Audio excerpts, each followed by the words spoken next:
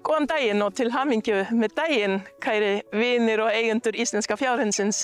Evelyn heiti ég og fyrir nokkrum vikum síðan vorum við að opna hér í Skagafirði sögusetur íslenska fjárhundsins. Og það gerum við til þess að vekja athygli á þjóðahundinn Íslendingar og kynna hann sem menningararfið. En saga hundsins bara mjög spennandi og fróðlegt að kynna sér og við viljum varðveita hana og varðveita einnig sögur einstaka hundar. Áður en við kíkjum inn á sýninguna, langar mig að kynna hundana mína fyrir ykkur. Fyrsti hundurinn minn var Reykjavalla Íslandssómi en hann kom til okkar í desember 2019 og með honum kviknaði áhugan minn fyrir íslenska fjárhundinn og sóma finnst eiginlega bara mest gaman að vera innan kindur. Svo það Huldudals Hraundís, hún rosalega blíð og góð tík. Henni finnst bara mest gaman að vera innan hross. Síðan það Breiðanes Fönn, en hún kom til okkar núna í mars á þessu ári og hún dóttir Sóma og það verður bara spennandi að sjá hvað henni finnst mest gaman. Kíkjum inn á sögusetrið, en húsið var byggt sérstaklega til þess. Við undirbúningu þá las ég bara allt sem ég komst yfir. Ég keypti bækur, keypti ljósmyndir og safnaði sögum, talaði við fólkið og kynnti líka hugmyndina.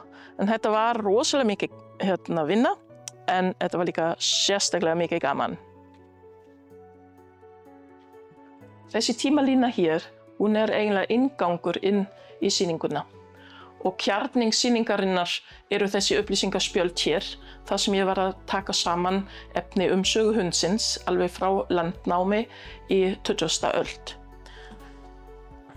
Á þessum vegg hér erum við með nokkrar myndir. Það eru heimildamyndir og stuttmyndir sem við vorum að búa til. Og einnig eru hér listaverk. Og þetta kópastungsmyndir, sérstaklega á 18. og 19. öld. Og þetta til dæmis fyrsta teikning íslenska fjárhundsins sem hér.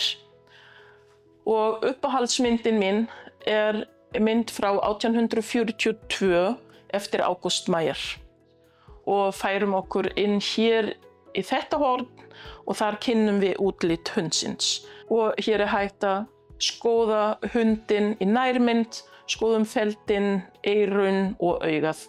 Síðan komum við hérna inn í söguhorn og þar tók ég saman efni hundar og þjóðtrú og einnig hér nokkra sögur, áhugaverðar sögur einstaka hundar.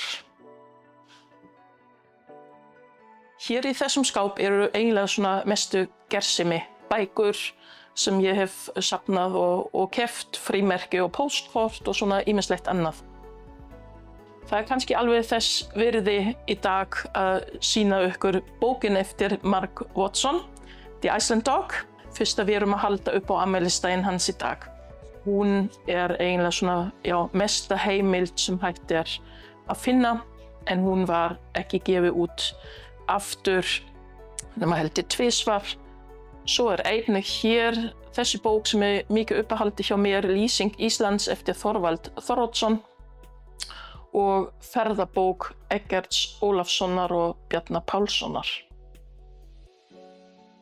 Síðan ég með nokkra skúffur hér þar sem ég geymir bækur, bæði á dönsku og ensku, þýsku og hér skemmtilega sögubók sem kemur frá Hollandi, frá henni Astrid og til dæmis hér bók Spitsbritz.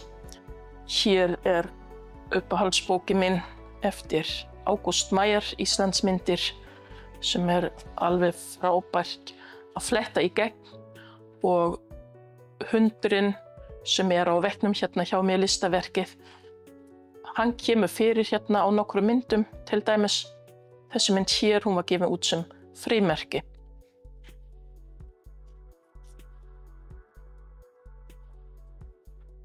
Og hér myndin af hundinum sem hangir svo einnig á veggnum hjá mér.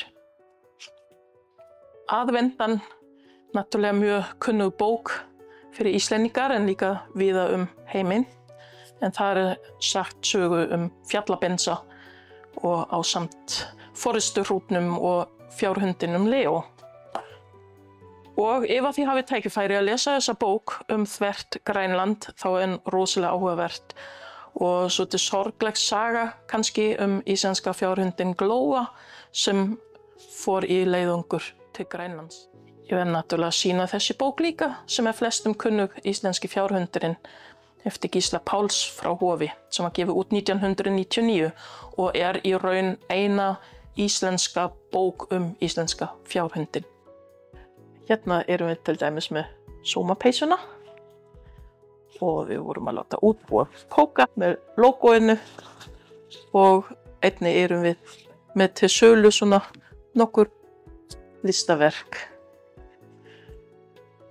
En endilega, ef að þú ert á ferðinni, komdu og skoðaðu Sögusetri íslenska fjárhundsins. Góðan dag og takk fyrir mig.